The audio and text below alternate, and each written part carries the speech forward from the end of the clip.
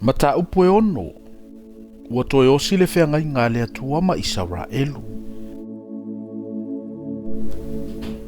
Ona fetalai mai lea Iova ia Mose. O le a e iloa le mea u te whaia ia Farao.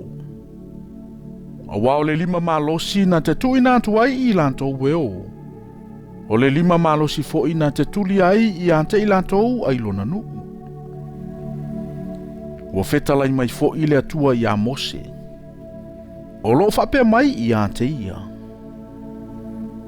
O au nei o Iova.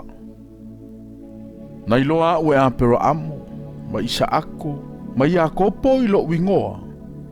O le antua e ona le malosi umalava.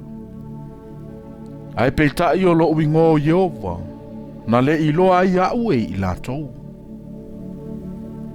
Ua au whaatu mawina fo'i la ufeagaiga ma i latou. E avantu i ante i latou le nuu o kanana. O le nuu sa latou whaatangata ese ai, sa latou au mawai. O au fo'i na o whaalongo i le feoi o le whanaunga Isaraelu. O e ua whaapolonga ina e ai kupito. Ua au manatua fo'i la ufeagaiga. O le nei, whaiantu i le whanaunga Isaraelu. O au o Iova.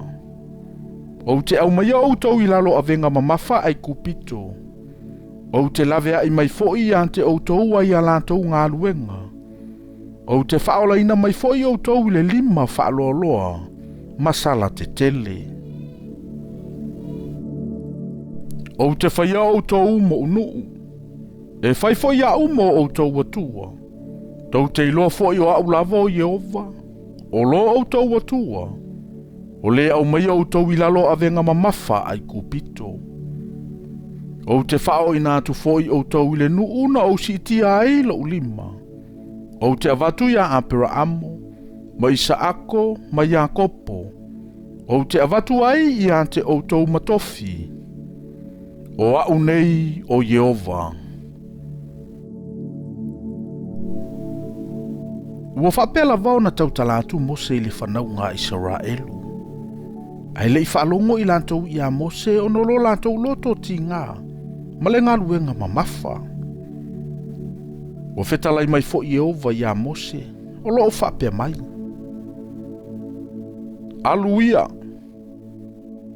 Whaiantu i a Farao le tupo ai kupito.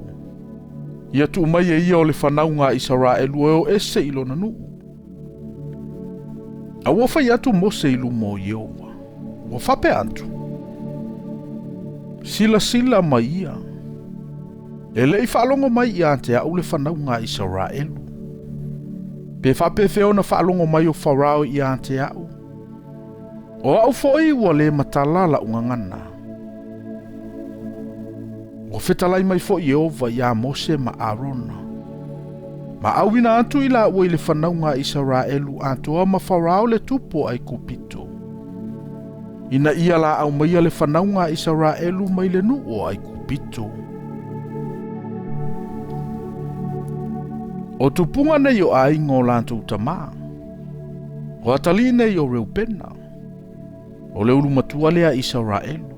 O Enoka, ma Falu, ma Esarona, ma Karame. O ainga ia o Reupena. O atali nei o Simeona. O Yemuelu, ma Yaminu, ma Oata, ma Yakinu, ma Soaro, ma Saulo. O le tamale a le whawhine kanana, o ainga ia o Simeona. O ingoa nei o antali o Levi, i o lantou tupulanga.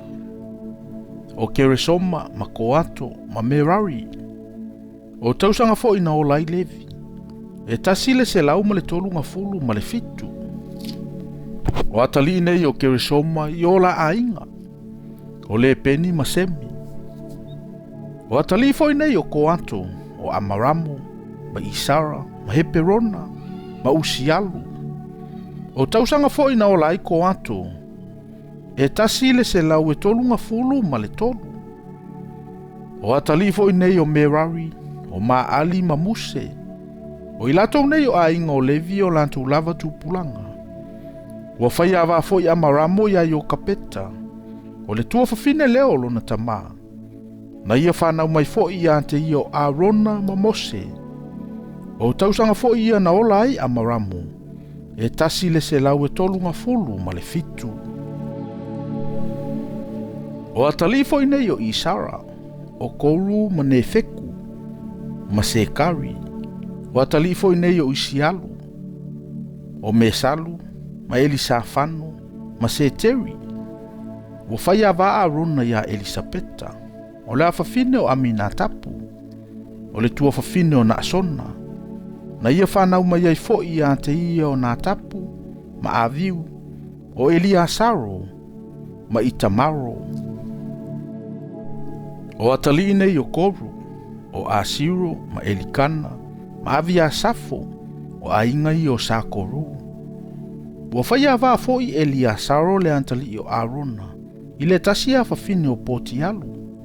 Na ia whanau mai fo ia te ia o Fineaso. O tupunga nei o tamao sa levi o lantou ainga.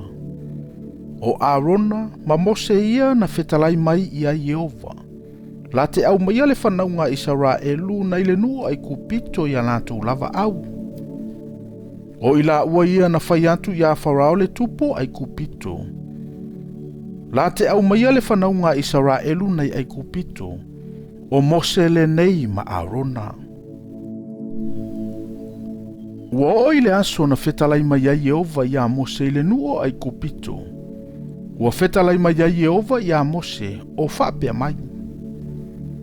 O au nei o Yehova. Whai atu ia I le tupo ai kupito o Farao. O mea malava o te whai atu wai ia te oe. Ua whai atu fo I Mose I luma o Yehova. Sila sila mai. O au ele matala la ungangana. Pe whapefe ea o na whaalongo mai o Farao ia te au.